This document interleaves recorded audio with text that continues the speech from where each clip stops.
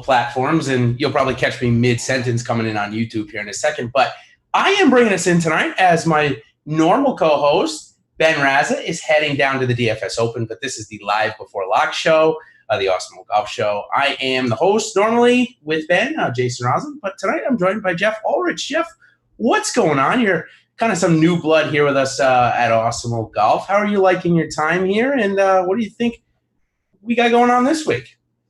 Oh, yeah, no, I'm loving the shows. I mean, I like talking early in the week with Ben and Sal. It's always nice to do a recap show on Mondays because you get to talk about how badly the week went for you or what guys you end up hating. And then, doing it today is good too because, I mean, the late shows are kind of where it's at, where people are got the, they get nervous, they're not sure about a guy or he makes some decisions. So, no, I love it, man. I mean, the more PGA content for me during the week that I get to do, the better, honestly.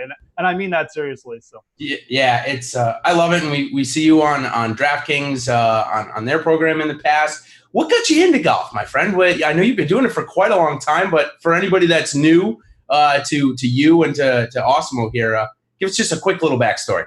Yeah, no, for sure. I mean, I was just a pretty big NFL fantasy guy, and I've always started playing golf when I was young and stuff. And I'm someone who just watches a ton of sports, whatever's on. Like I'll watch curling. So I was always someone who knew what was going on with golf. And when it rolled around, I was getting into doing a little bit of fantasy content, and DraftKings threw out golf, and I just thought it was the best thing ever. Basically, it was like, and it started right when football season ended. I was like, this is better. This might be better than football. And I just ended up, through a contact, starting to do some work for DraftKings and stuff, and it just snowballed. So it's awesome. Yeah, basically it. I was in the right place, right time, and I did know my golfers at the time. So yeah, it's in my opinion, it's the best DFS sweat there is because you have a two-pronged sweat, right? You got the Friday cut sweat, which is just as important as the Sunday sweat of who wins. So really unique there.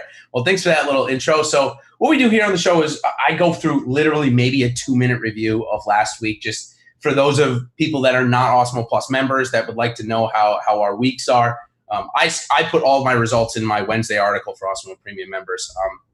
But for those that didn't, the Bryson DeChambeau coming into second against Patrick Reed cost me a positive week. It cost me about $3,500, and I lost about $1,800 for the week. It was that quick. But in a no cut, as I'm sure you are aware of and used to, if you don't have the winner in your lineup, you're basically screwed for a top GPP at that point. Yeah. No, we talked about that on Monday too. It's like, the lines are so thin on WGC. I mean, they're fun because, things can change so much between Saturday and Sunday, right? Like you're in a great position Saturday, and then John Rahm goes like 10 under, and you're like barely cashing. Yeah. Right. So yeah, if you didn't have Reed and Bryson, you weren't gonna hit anything. Look, I mean, I had Reed exposure. I had no Bryson though. So on DraftKings, it was like a slight losing week for me. I was lucky in the betting market. I was on Patrick Reed. So that really made a big difference for me. I even got a piece of Bryson in play. So, that made up for the bad DFS week. But that's WGC, man. Like you're either all over it or you're kind of, you're just hoping to tread water at the end. Sure is. And it can change, like you said, on a dime. Place where I actually had pretty good success, though, believe it or not, was Superdraft. And if you guys haven't played Superdraft and you guys are watching the show, give it a try. The future of daily fantasy sports has arrived. They're our sponsor for this show, so thank to them for that. Experience Superdraft exclusive game mode, the Multiplier. And that's the one I've been talking about the last couple of weeks. I really enjoy it, especially in a full field event. The multiplier goes up to 1.75. And we got my guy, VJ Singh, sitting right there this week. So we'll talk about him at the end of the show. But use your fantasy sports knowledge to draft any player you want to build your own dream team. There is no salary cap. So if you want to put Tommy Fleetwood, Brooks Koepka, and all the studs in, you certainly can do that here. Countless lineup possibilities. They do offer all sports, including PGA, 2K to first this week on a long drive. So you also get, using promo code Awesemo, $20 to spend if you deposit $10. So download it in the App Store at Superdraft or on superdraft.io on the internet. So as we move into this week, the Honda Massacre, the Honda Classic, right? In the DFS Twitter world, it's been total carnage the last 3 years. It's a par 71 PGA National is a par 70, 7,100 yards. One would think it's not that tough, right? But something just makes it that difficult. Yeah, it's a good way of putting it. I mean, it's no one thing. It feels like it's, some years everyone's like, oh, it's windy. And then other years, oh, it's, there's so much water and these are such tough shots. It's just everything. It's just like, I think everything is just magnified a little bit. The pressure's on with the tough shots to the pins. And then, guys make big numbers and then they got to rebound from that. And some guys just don't. So I think just everything adds up. It generally gets a little bit windier and hotter. So the greens firm up a little bit as the week goes on, assuming it's not like heavy rain, which sometimes it can be, but I don't think it's going to be this year. So it's just an event where if your guy makes the cut and he can just grind for 4 rounds and he's in the right space, he's probably going to come out with a good result. And if they go through those little lapses, especially before the cut, then there's a good chance it's going to blow up. So it's, you want guys, it's good.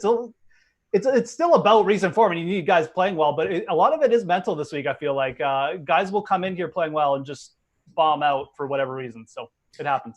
Yeah. Single digit winner almost every year. I think we had a -12 once in the last 5 years, but really, really difficult. I will tell you, I live in Florida now. I moved down here about 2 years ago. We just had a system come in today that brought a lot of rain, a lot of wind behind it. It's moving east towards West Palm now. It'll get there. I live on the west coast of Florida in Tampa. It'll get there right around right now, and it'll stay there for probably 3 or 4 hours until the wee hours in the morning. Wind will stay up in the morning, but it looks like it's going to basically be the same all day. Did you check that out? Do you see any edge before we move on there? I mean, maybe a half a stroke Thursday morning, but for the afternoon guys, but really not that much long term.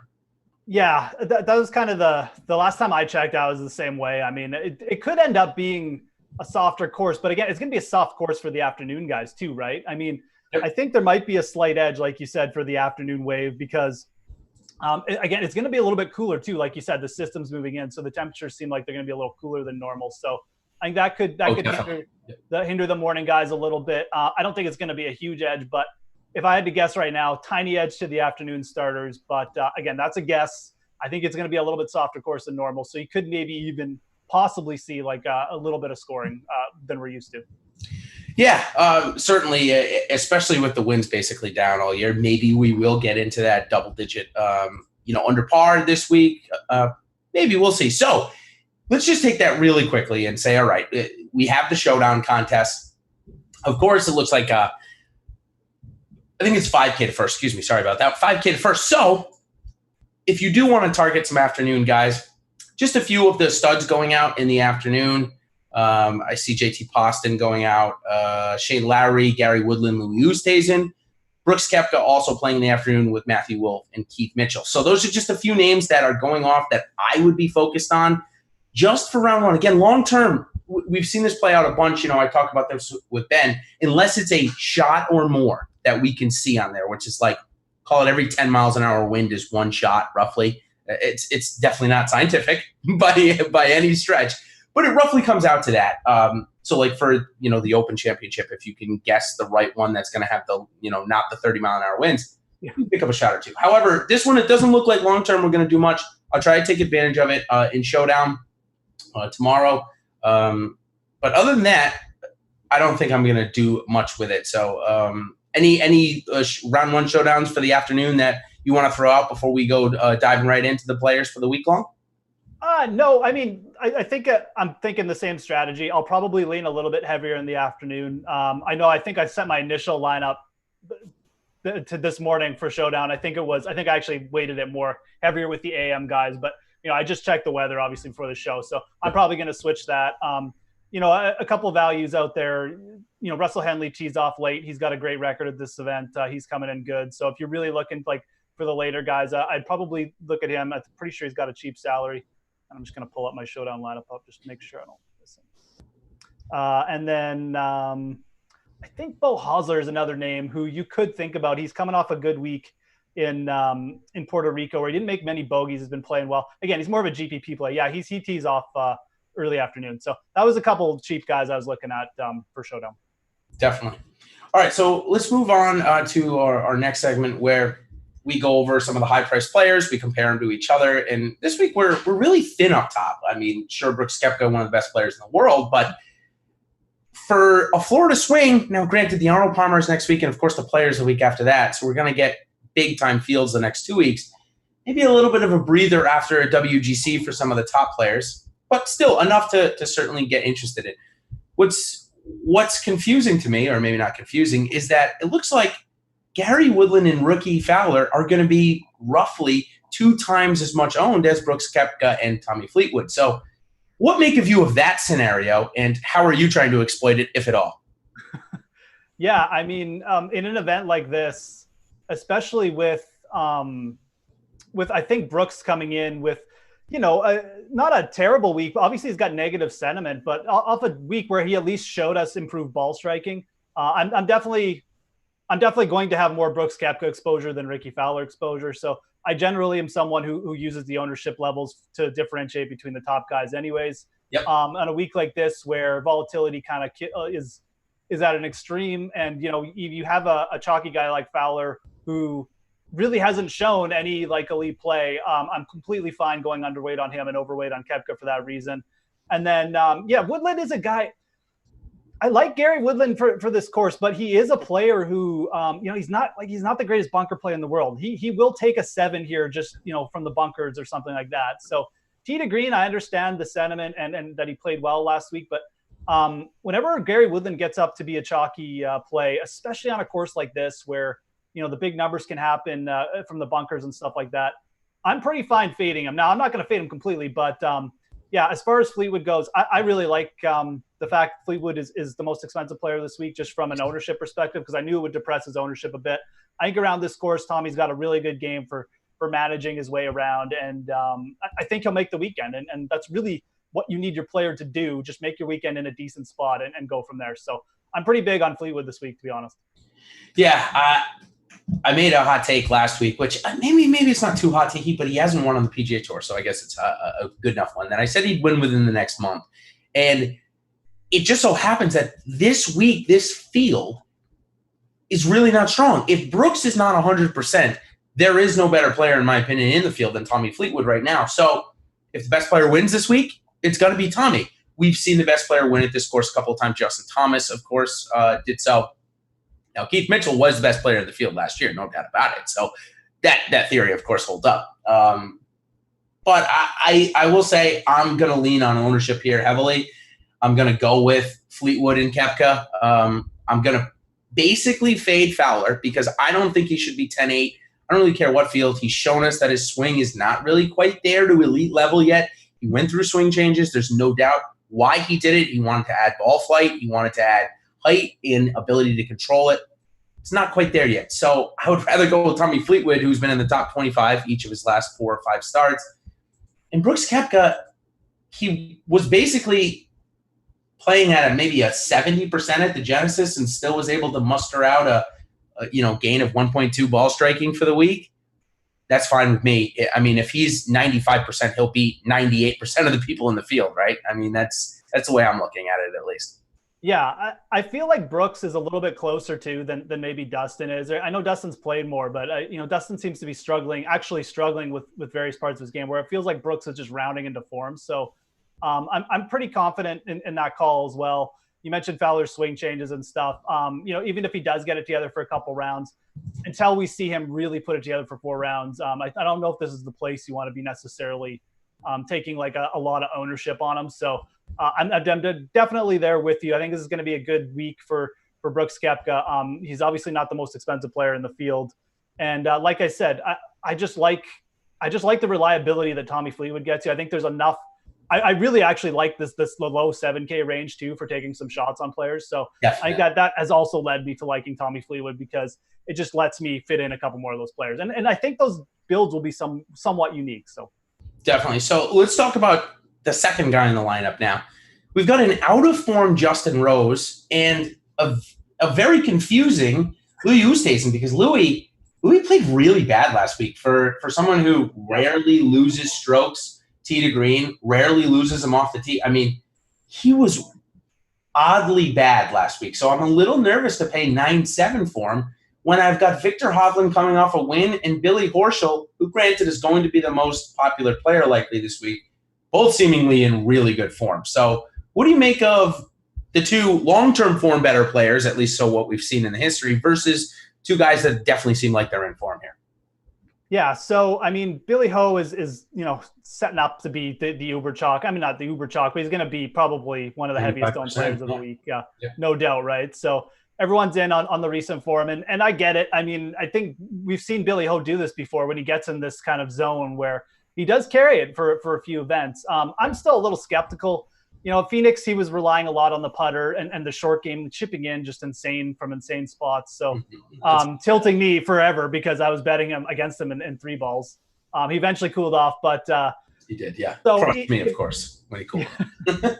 So he's someone I'm okay fading. Again, I'm not sure if it's going to be an outright fade. It might actually be because I do like Sanjay M quite a little bit better, I think. So, and he's going to be chalky too, but.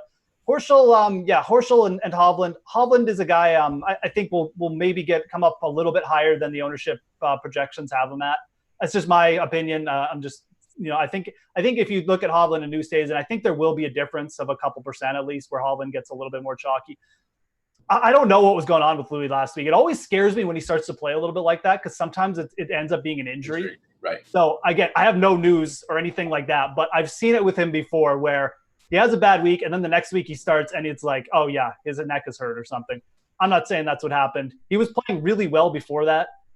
He gained like 8 strokes putting last week, so I guess that's good. But it was a confusing week. At the same time, it's a WGC, right? Sometimes these guys are just they get to round 3 or 4, and they're like, I'm just going to hack the ball around for a couple rounds here and get this over with. So I wouldn't read too much into it. I think Louis is going to still end up being like a pretty good pivot play. He's got a couple good starts here. He's got a house around the area, so he's definitely like familiar here. I wouldn't be shocked, to be honest, if he bounced back with like a really good week. He is volatile though, and like I said, I do think there's some risks. So by no means like a player I'm gonna throw all in on or anything, but I'll probably be a little bit overweight Louis. Yeah, and you mentioned already he's got a house around here or something like that, or lives around here. Well, he's got a couple houses. I know that he's got one in South Africa. They probably all do. Wouldn't be surprised if most of the good players either have a house in Scottsdale or a house in Jupiter or somewhere around here. Just it's obvious for reasons as to why. So going back to Louis, he's come here a couple of times, couple of top 25s. It's funny because the career that Louis has had, and it's not done by any stretch, but it's been good. I almost feel oddly like Hovland's going to have a similar career trajectory. I mean, a top 25, 30 player in the world, competes at majors, but maybe doesn't get over the hump as much as we think he could with how good a swing that Louis does have. I mean, besides Adam Scott, in the top 5 of golf swings that I'd like to have, Louis is certainly up there. It's just effortless. I'm a bit nervous. Hovland has more still to play for, in my opinion. He won Puerto Rico. That's great. He gets to choose his schedule now. But he's in no WGCs. He's in no majors yet. So he's still got – if he gets inside, of course, the top 50, I think, for the Masters in a couple of weeks. Right. Pulls off another top 5 here. I think he's really close to that number. So I'm still – sometimes Ben and I talk about fading the guy that wins, especially a new guy that wins, like Nick Taylor. Seemed like a good fade at Genesis the week after Pebble, right? And he ended up missing the cut. I don't think we have that scenario here with Hovland. Would you agree with that at least? Oh, I do definitely agree with that. And like I didn't mean to come across as like I wanted to fade Hovland either for people who are inferring that. But I think Victor Hovland I think that's a good way to put it. Like when you have a Nick Taylor win and a Victor Hovland win, you need to look at it a little bit differently. Hovland's a guy who's just been so consistent through his career already, right? So he is coming off. The one thing I'll say, the Puerto Rico results are I'm always skeptical of because it's a weaker field. It's a pretty simple course. So obviously he won though. So he didn't play that poorly, but at the same time, we're not actually sure like how well he played tee to green and stuff like that. So I would not be shocked if Hovland came in here and competed again. I'm not going to say he's going to win, but I would not be shocked if he put up a top 10 or top 5 either. He's shown that, he's come off like big weeks in majors and then he's just kept it rolling before. So this is a player who tee to green and swing wise, it's just very, very consistent. I agree. Like, I think he's going to be a player you see pop up, compete for majors. And, how many he gets is completely subjective. I think he's too young in his career to say if he's going to be like a guy who closes a lot or not. But I think he's going to be a very consistent player. And for this ownership, again, we're talking about him compared to Billy Horschel. If I end up fading Billy Horschel completely, I will have Victor Hovland exposure because of it. You're getting him basically probably going to be around half of Billy Ho. If Billy Ho kills me this week, it's pretty much a situation where I'm fine with that. Yep. He's going to be the chalkiest guy. He's a volatile player, in my opinion. If his putter's not working early, he could easily flame out here. So I'm definitely in on the Hovland call. I think a top 10 here is extremely doable for him. So you mentioned Im kind of in passing, and it's funny because that kind of fits the narrative of what Im's doing this year. He's kind of just floating along. He's not really doing as much as we want him to at this price. That doesn't mean that he's a bad play this week. It's not quite as good as it was last year. I don't think we're set up for regression. I think this guy's an absolute stud. If I had to pick him or Hovland, I would actually have trouble long term. I'd take Morikawa over both of them just for clarity purposes. I'm a big Morikawa guy. Ben and I debate Morikawa almost every single week. And anyways, so 9,300 last week, maybe not a great course for him where it's really a driver distance heavy course. Was kind of cold with a putter. It sounds like you're on him a little bit. Again, this is maybe a product of the Billy Horschel fade, but why do you think we've seen a little bit of lag in Sungjae Im the last couple of weeks? Yeah, I think it's a couple things. I mean, I think one thing is his tee to green game just hasn't been as good as it is in parts. But at the same time, like Sungjae is not a player who like takes a couple weeks off and works it out and then comes back and like improves, right? He just kind of plays through it. And the rest of his game is so consistent that he can do that and make cuts, right? So I think the other factor is I'm not sure if he's necessarily figured out some of these West Coast courses. Like Torrey Pines, I don't really think that's his cup of tea. He's not like the biggest hitter. He's not a pure bomber or anything. So I think this switch, one reason why I do like him, I think the switch to Bermuda and the switch to Florida could really benefit him. Like you saw him get going a little bit last week. His ball striking was better. And that's one reason why I started to take a look. And then I remembered he does have better Bermuda putting splits. Like most of his top finishes have come. Like he almost won the Windham, Sanderson Farms. So I think the switch to Bermuda is significant for him. He shot a low round here last year. He kind of flamed out on the weekend, but like you saw the pop there. And this is a course where he's popped at similar type courses, like I said, the Windham. So I think I'm expecting a bigger week here. I wouldn't be shocked if he got himself in. I wouldn't even be shocked if he won, quite frankly. I'm even considering getting down like a late bet on him at around 30-1. He's been bet down a bit already, but if he's going to be, if there's anyone I'm going to add late, it would be him. So I do. It's interesting. Yeah, I remember you just jogged my memory a little bit of him having a good week. Did he go into the weekend with the lead, him and Windham Clarke, and then both of them faded on Saturday, but Clarke not as much. And again, if anybody in chat, I know we've got a couple people in there that watch this pretty heavily. I remember him holding out on 10 for Eagle, and I thought that propelled him pretty high up the leaderboard. Again, if I'm wrong, correct me, but I think it was this tournament. So again, maybe this course does fit him, and we just lost he lost it a bit after the climax last year. So we'll see. Again, I do like Sungjae. I like this range, which really makes me skip out on the next one. But before we go on to the next one, what I like to go do is just build a couple of lineups of guys that we talked about in the previous session, just to give people just a good idea. So we both seem to be in line with either Brooks or Tommy up top. So I'll just start with Brooks on this one. So what I'm using here, of course, is the Awesemo lineup builder. Just a great way to kind of come and check out your lineups and check out what things will work. Of course, if you want to export that lineup, you always can too. All right, so let's put in Sungjae Im. I think that's good. That's a good price here. Find him. There we go. So now we got 7,300 to spend. You and I both said that you like a lot of guys here.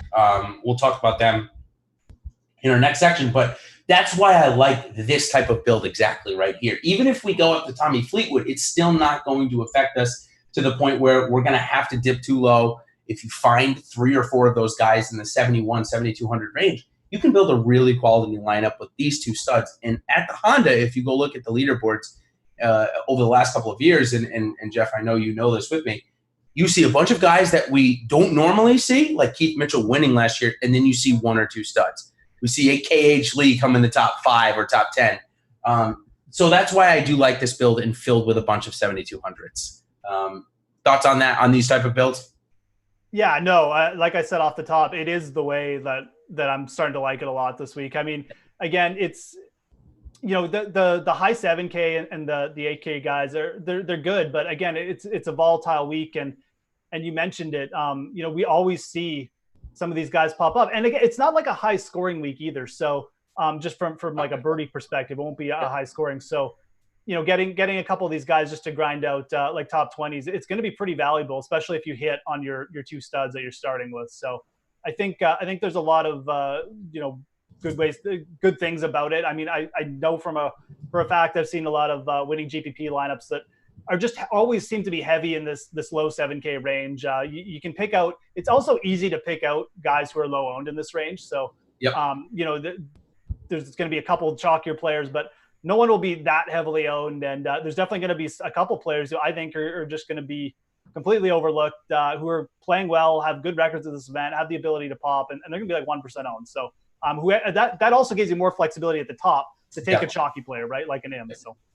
And if you're into Billy, certainly it's not the worst spot to take him if you're putting in a bunch of those guys at the 1%. If you think he's going to win this week or think he's going to play well, which he certainly could, he's from up the road in Jacksonville. It's actually a good 5 hours, but still Bermuda greens and obviously stuff that he's used to. All right, so let's dip into the 8Ks, and here it's pretty clear distinction between who's going to be the chalk and who's not. So we'll start off with the chalk. Byung-Hyun An and Dan Berger. So Dan Berger has come from living off a major medical because of his wrist to back-to-back top 10s on the West Coast, let alone the East Coast in Florida where he grows up and everybody seems to want to play him. So now we got him at 8,900, really chalky, along with Byung-Hyun An, who's coming off of a crazy week where he had a terrible putting day and then really good tee to green, just had a baby 10 days ago. A lot going on in his life. So what do you make of the two chalky plays here? Are you going to outright fade him or are you going to play one of them? Or both? Yeah, no. I was a little surprised Ann's exposure projections got up that high, but we'll see what happens. It doesn't. At the same time, I look at the pricing and how it's set out. It doesn't shock me that much. Yep. He's a guy who a lot of DFS players obviously know and have relied on in the past. So, and he's got a pretty good record at this event too. I do like him for this event quite a bit. He's got a really solid around the green game. Like, it's world class. I think that's a factor that you've seen in other player winners here, like Ricky. Is a guy who's, again, just really dominant around the greens. They can save themselves out of the bunkers. And there's so many bunkers on this course. Eventually, you're going to be in one. So I do like Benny An. I'm going to be overweight on him. Berger is a guy I've been tailing on the West Coast. I've been tailing since the start. And I mean, he's done well. He's a former top 20 player in the world. I almost still feel like we're getting a bit of a discount on him because he's got a good record at this event. He's a Florida guy. At the same time, like, people are onto this now, right? Like, Daniel Berger's back. So I'll probably be – I think I'm leaning towards being slightly underweight Berger and slightly overweight Ann. But realistically, I don't really want to fade either of these guys. I do recognize the fact there's a good chance one of them probably can blow up just because they're chalky, and that's generally what happens when things get when everyone starts to realize that these are good plays. There's a good chance, and there's a good opportunity for a beat pivot here, is I guess what I wanted to say, right? So you got guys underneath them who it's a real dead zone. It's looking like between Neiman and down to Charl Schwartzel. I'm probably going to pick a couple guys in that range and go lower on Berger than the field. So that's where I'm leaning right now.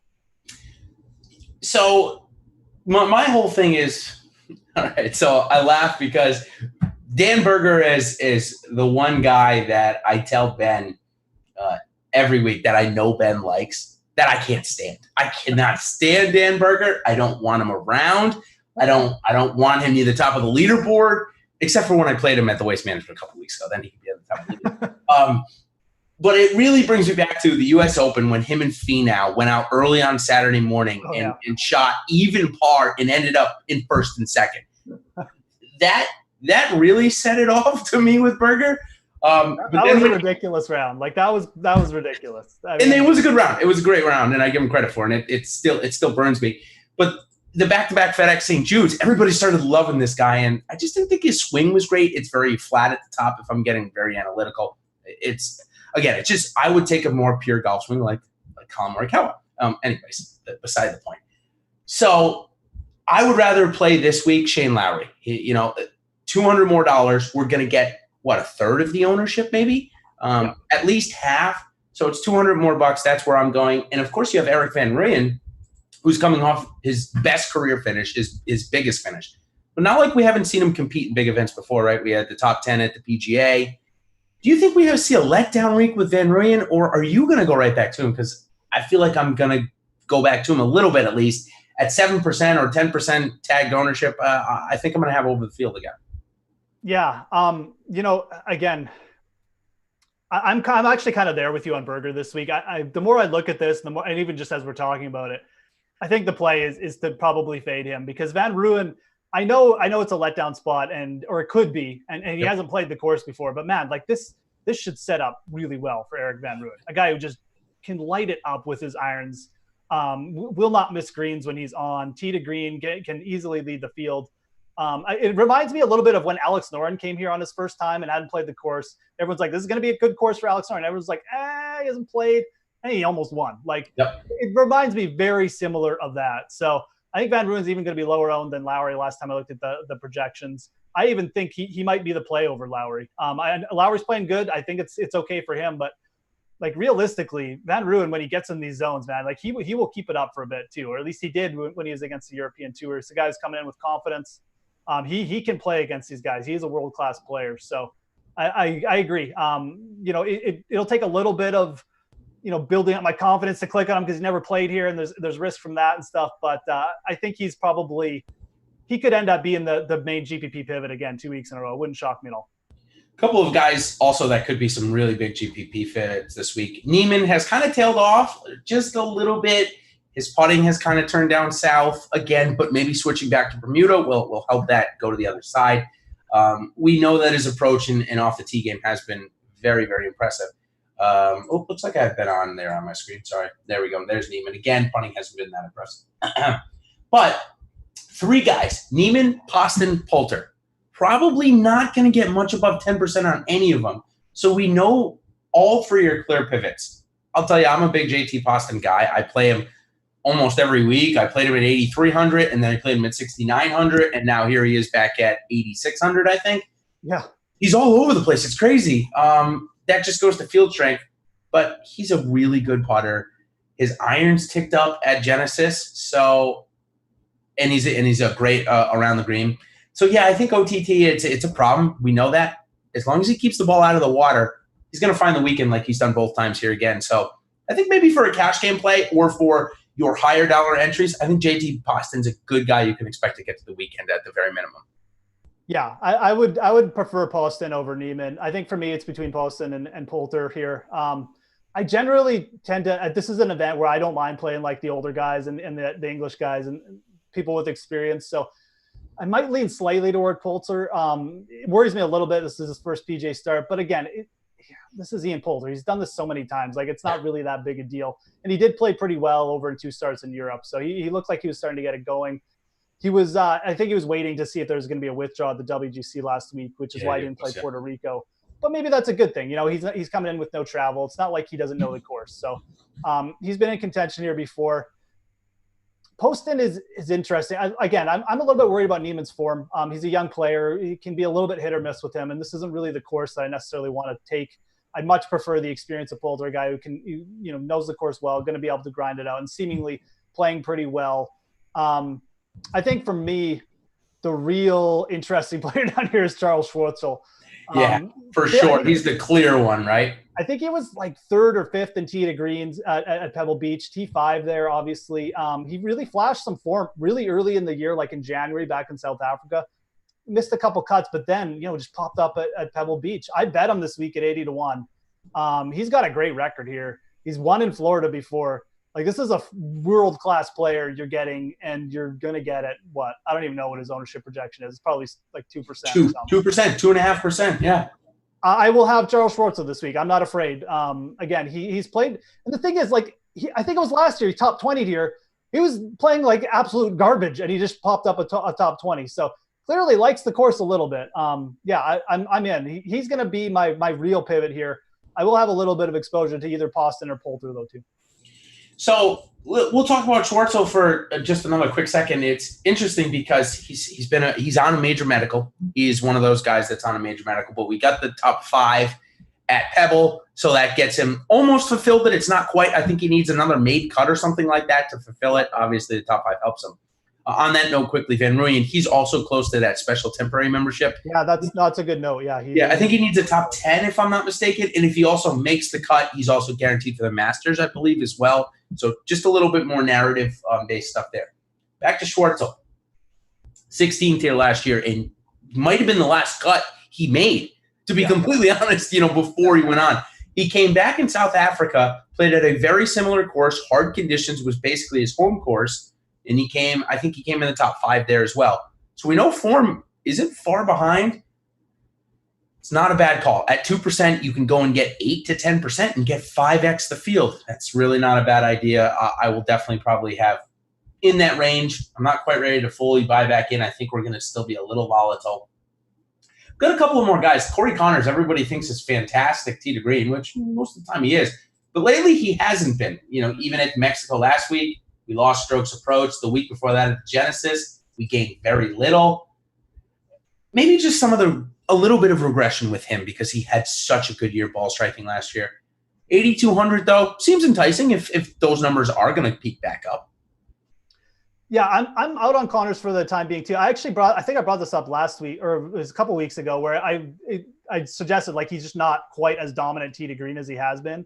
Yep. And it kind of showed through. I was actually after the first round last week, I was like, wow, what a dumb call by me. But then, ended up T50, and it's like you said, he actually did have a bad ball striking week. So 8,200, I get why people like the guy. I mean, he's still making cuts and stuff like that. But again, if he's headed the wrong direction, or if he's even just a little bit off right here, there's too many other plays for me just below him that I like better. So Connors will be a fade.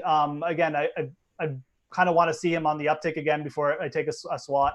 I still feel like he'll get ownership because he's kind of become one of those guys that people just play every week automatically now. Like, oh, Cory Connors, he's automatic for something. But I really don't think he's actually quite playing that well. So despite him making some cuts, I think it gets interesting.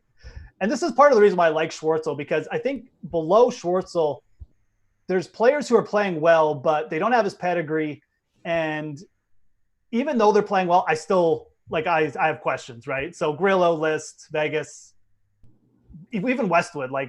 These are all guys I want to consider, but I don't have a huge hot take here about which one to play. So, yep, I'm kind of there with you. So before we get into them and we try and dive into it at least and sift through, let's build out a lineup. And my question to you is, let's say that you don't want to play Koepka or Fleetwood because you just can't find enough guys that you like. Okay, fair enough. You don't want to play the chalk of Woodland or Fowler, so we got to get away from them. Who's going to be the next guy that's in your lineup? So if I actually did a couple of these today. Again, I mentioned Louis. I don't mind taking a shot with him. Again, we're talking GPPs. I think it would be like a Louis or Hovland build, and then you can go down and stack them with like a Van Rooyen or a Shane Lowry. I think that's a very sensible build this week because, again, we're talking about an event where you're going to have 3 or 4 of these guys, and it's going to be bunched close at the end, and any one of them could pop up. So I think like a Hovland, Van Rooyen, or maybe not Hovland, Van Rooyen, but like a Louis, Van Rooyen, or a Lowry and Hovland or something like that. I think that's got a lot of credit to it because then you can also drag in a couple of these higher end guys from you can even probably fit in like a Ben An and then still go down and have lots of space left. So I did like that build quite a bit. I think you're going to get lower ownership too. Not many people are going to be starting lineups with like Oosthuizen, Lowry, or Oosthuizen, even Oosthuizen, Hovland. So I think it's a unique way to go, and I think it saves you space that you're going to be able to get in. Now you're going to have to make some decisions, but you're going to be able to get in a couple of these higher end guys from the 8K range who, like I said, they're more question marks, but there's still quite a bit of upside there too. So. Yeah, so what I got on the screen, Schwartzel, if you're going for a GPP, a $5 lineup, I think he's a good guy to target in there in a couple of lineups. So Schwartzel, Hovland, and Oosthuizen, and you got $7,600 to spend. And again, we're going to get into these guys right now, but that's, again, a secondary build. If you want to fade all 5 of those top guys, including Justin Rose, this is certainly a lineup that I would take a look at doing.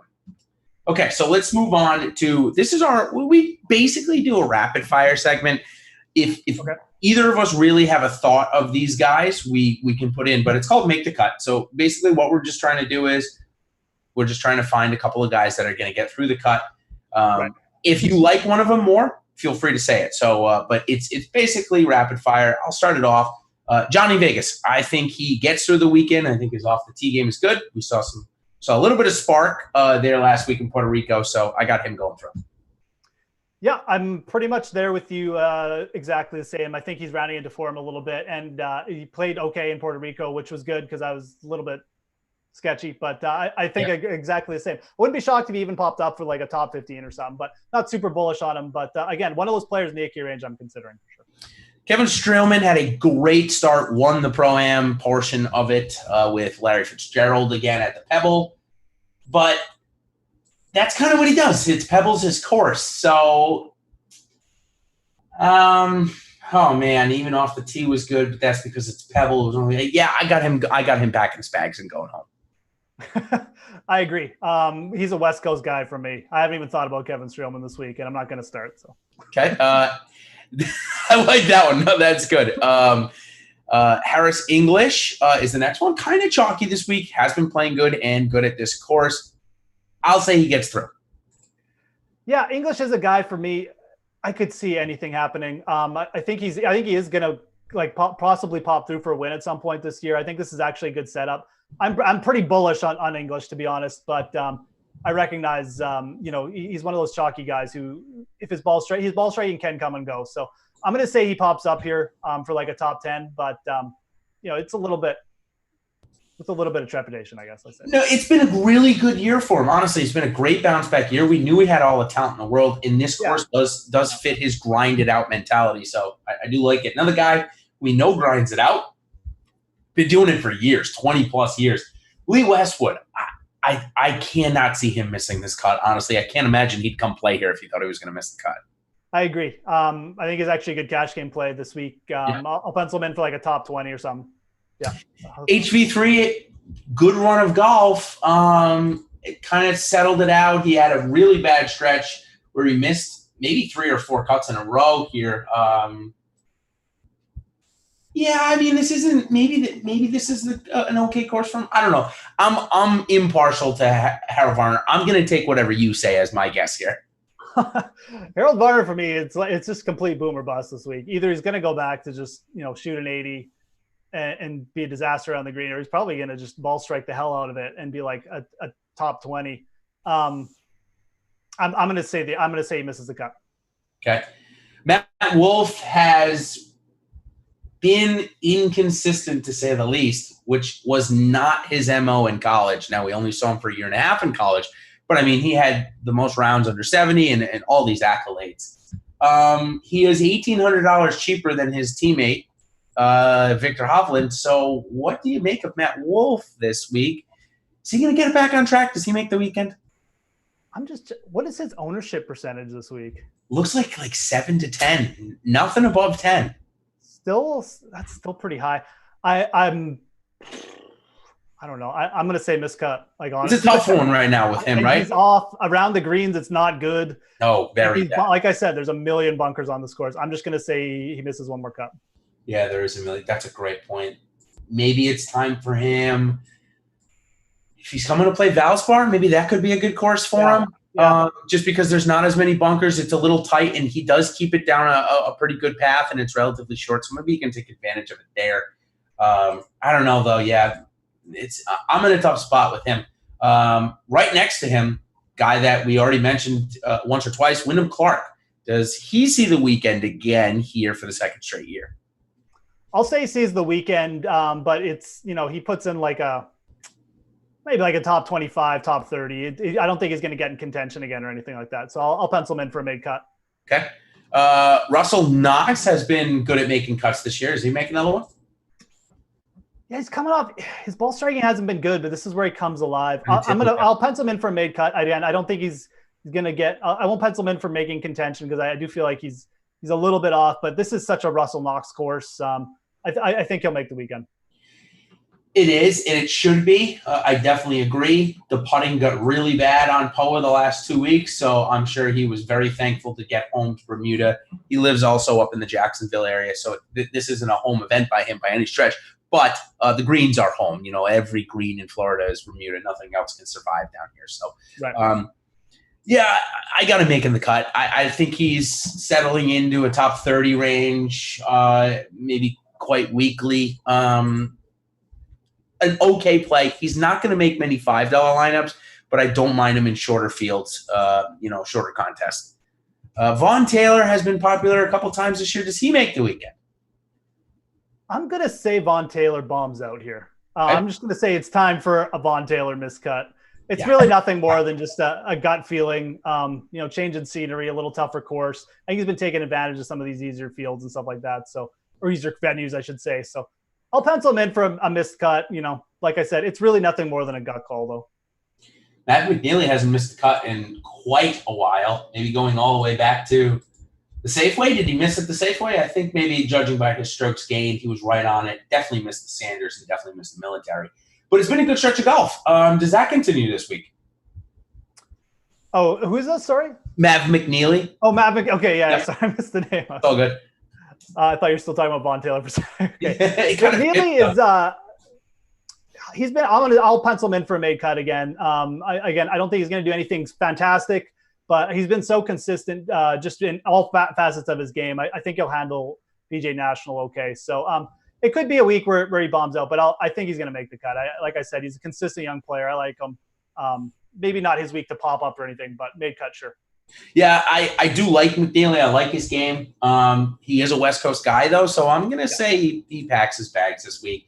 7,500 at 7% ownership, I think, is maybe getting a little rich for McNeely. So yeah, I definitely agree with that. Like I'm probably going to fade him in DFS completely at 7%. I agree. It's a little bit not the spot I'd want to be taking a shot on him for that. Yeah, it's a guy that we've been paying under 7K for the most part, exactly. Right? So it's tough.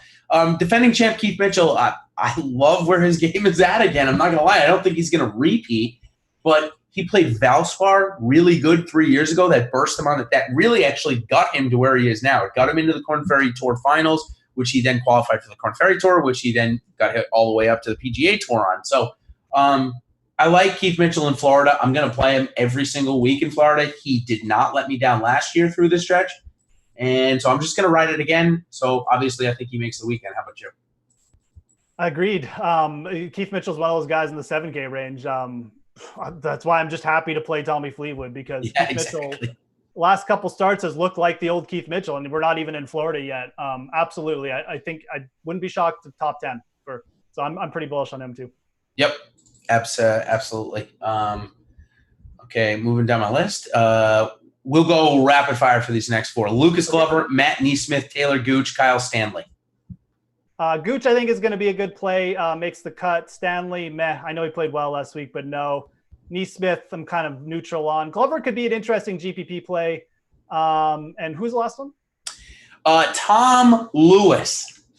Tom Lewis, good player, but that's even riskier than Schwartzel at this point because at least we know Schwartzel has played well. Yeah.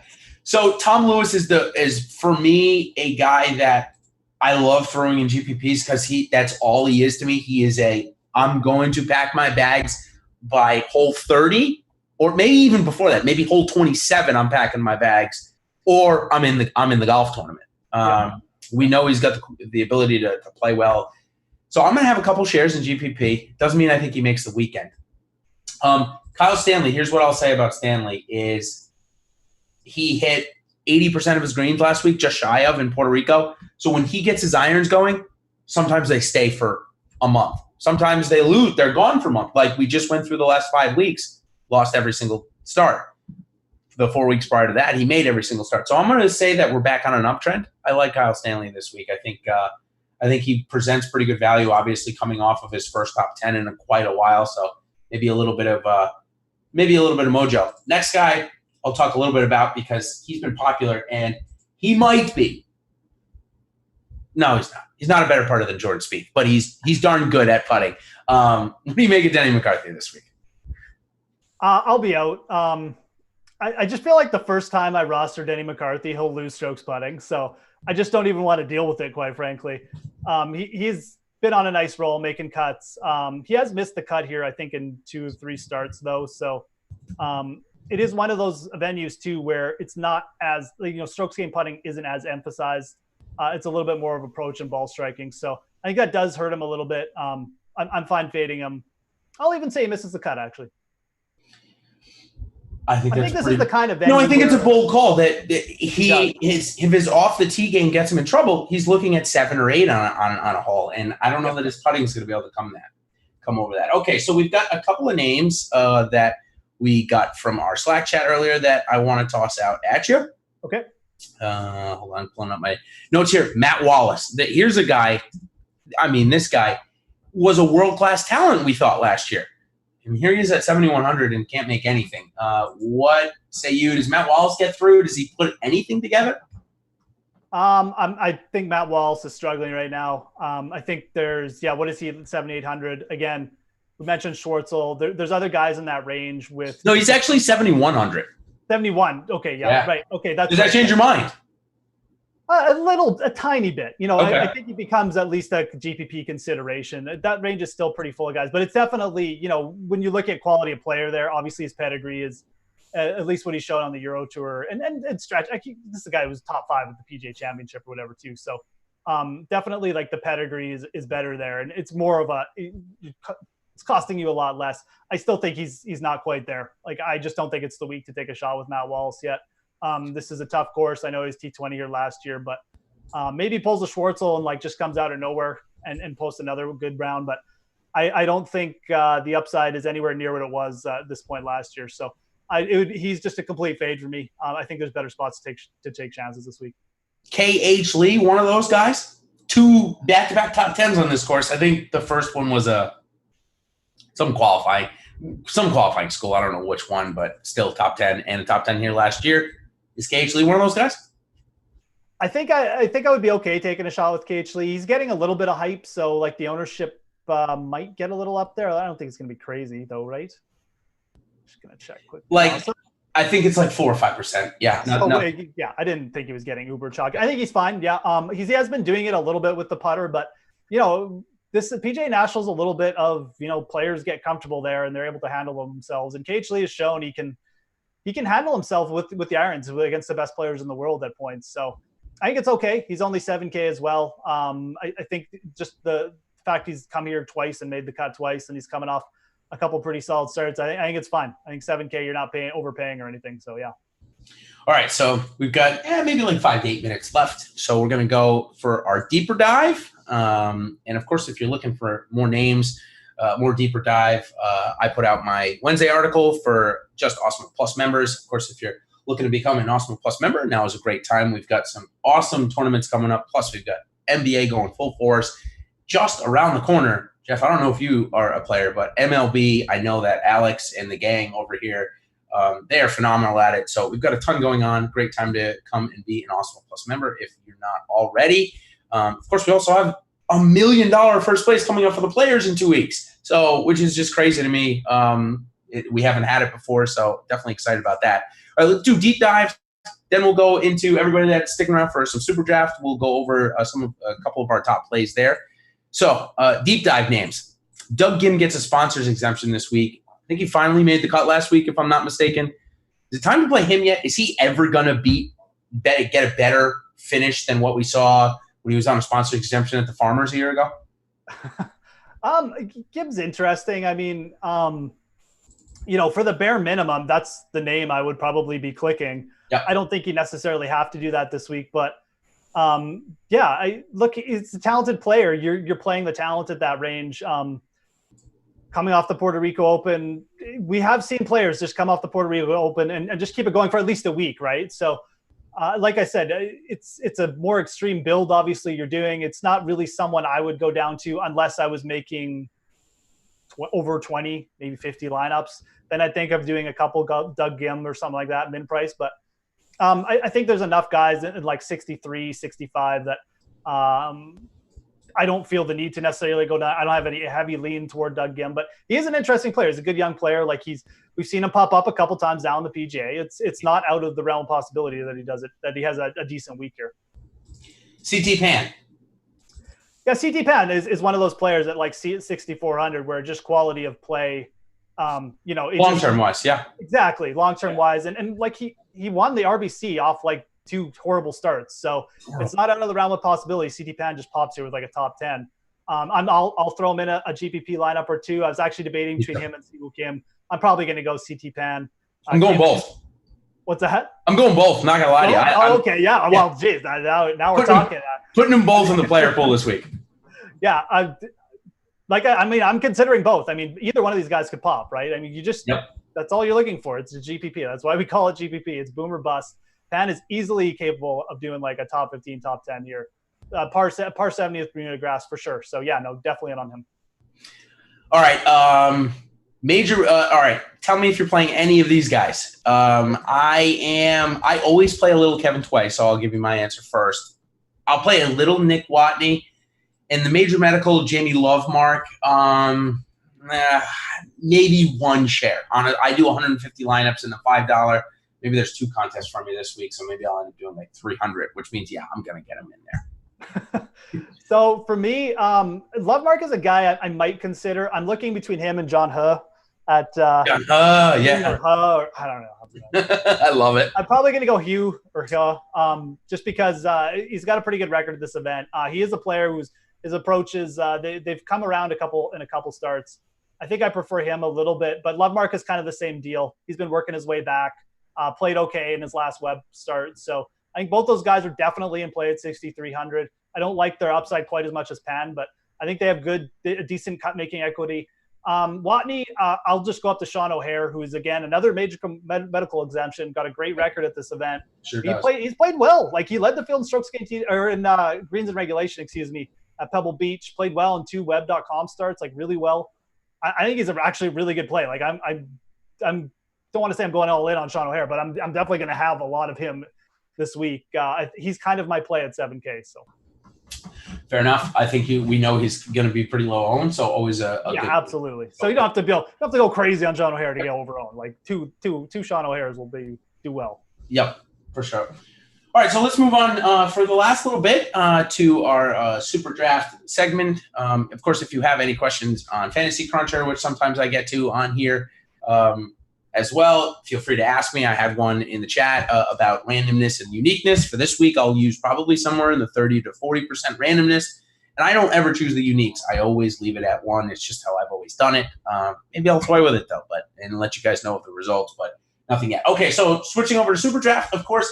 If you're new to this is a multiplier, so you can put any 6 guys in you would like to. We're playing for 2K this week. The first week where I came in second, I filled my team with a nobody less than 1.3 multiplier and did very well. Same with the second week. However, WGC Mexico, because it was a shorter field, they didn't do as high multiplier, so it was a little tougher for me to build. But this week, I got a guy, Robbie Shelton, who we saw over the fall circuit, played very well. Made the cut in Puerto Rico, so a little bit of form last week. He's at a 1.75 multiplier, so I do like Robbie Shelton there. The other guy that I just had clicked, so we just talked about Jamie Lovemark, so I don't mind Jamie Lovemark at 1.75 there at all. What about what has happened, and is he ever going to come back? Lucas Beauregard. He's a 1.7x here, a guy that had a chance to do really well here last year at the Honda, but man, he's fallen off a cliff since then, really bad. Yeah. Really bad. I like Berger, man. Like I hit him on an outright when he was on the Euro Tour. I really thought, started last year, this is a player who might start contending in majors. He has fallen off a cliff though. I do not know what the issue is. He beat Tiger Woods at match play. Like after that, he's gone. I know. People forget that. Like that was a big story. Everyone's like Berger. This dude's like beer garden, man. I mean, look, at some point he will pop. I mean, he has gone through rough stretches in his career before, so I'm pretty confident he still knows how to play golf. So I don't know. I'm just looking on my phone right now. That's why I'm looking over here. I think I'd rather take a shot with Danny Lee. Okay. Who was also a bit of a popper and actually played like okay his last start in Phoenix. 1.7, yeah. His last start, excuse me. Yeah. So I think Danny Lee would probably be the target there for me over Berger. Okay. Any others in like say that mid range of the multiplier? I found one that I just clicked. Your guy. Charl Schwartzel, 1.5x. You got to love that price. Yeah, no, Schwartzel popped up for sure in the mid-range. I mean, I kind of noticed that. Luke List, that I think is 1.55? Like, that's a really good price for Luke List. I'm not like 1.5, great call. Yep. I'm not huge on him or anything, but absolutely, like that's just good value. I mean, he has been making cuts. So, and when his short game gets going, I mean, Luke List can do some things. So, I think Shane Lowry is 1.4. Correct me on that. Yeah, Lowry is 1.35. So that's pretty good. Like yeah. I think that's a really good value. Yeah, that stuck out to me as well. Those are kind of the main guys. And Keith Mitchell is only 1.4, I think. Yep. So that should give the listeners plenty to go off of. Again, it's not that you don't want to take Tommy Fleetwood or Brooks Koepka. We're just saying if any of these guys come in the top 15 or 20, they will have more points than a winning Tommy Fleetwood will in this scenario. So that's why we like to target them, especially if they go out and win. It's even more so. So again, if you deposit $10 or more using promo code Osmo, you're going to get 20 free bucks. It's only $15 to join. So if you do deposit $10, you're going to get 2 lineups in here this week, 2K to first over on Superdraft. So we'll do that. We'll go out on our hot takes. So for me this week, I gave you the Tommy Fleetwood one, obviously. All right, I got Keith Mitchell getting his back-to-back top 10 here at the start. I just really think his game is so close, and he's got the memories, and I think he's got the course fit here. I know he missed the cut a couple of years ago, but his game is so different. So Keith Mitchell back-to-back top 10s here. Keith Mitchell looked real good in his last start, I have to admit. Like, we'll see what happens. I like those calls for sure. I'm going to go with Benny Ann getting his first win here this week. That'll be my to win call. So dad swag. I mean, just parent swag. Yeah, I guess it is. Yeah, dad swag, whatever swag. I don't know, minus 6 strokes putting swag, whatever. I like this course for Benny Ann. I think he's got a little bit of a comparable game to Keith Mitchell. He's got the good around the green game. So, and then my other one will be O'Hare top 20. Love it. Well, we know you'll be back on the airwaves next Monday previewing the Arnold Palmer and reviewing our lineups from the previous week. Hopefully, maybe I'll submit my my best one so you guys can roast it up. Not my best one, my top lineup that I put in the $400. I'll send it over to you guys and you guys can roast it on the show. But until then, we've got these next 4 weeks of golf leading up to the Masters is really great. Of course, the Masters is the best, but the fact that we got $1 million first place prize. Granted, it's 40% of the prize pool. I know it seems top heavy, but hey, we're playing PGA DFS for $1 million, so can't complain there. Jeff, thanks for coming on and joining. Ben's coming down to visit me in the DFS Open, so thanks for joining. Any parting words for the fans here? Got any tidbits on what they can do Friday when their guys are coming to the bear trap? Just don't look or crack a beer or start loading up round 3 showdown lineups. I mean, no, just embrace the variance this week. There's a chance you'll wake up Thursday and a couple of you guys be like +8. Just realize it's going to happen. You'll have a good week. Don't worry about it. Yeah, that's a great call. Well, Jeff, thanks again. And that'll do it for us tonight. Cheers, everybody. Thanks.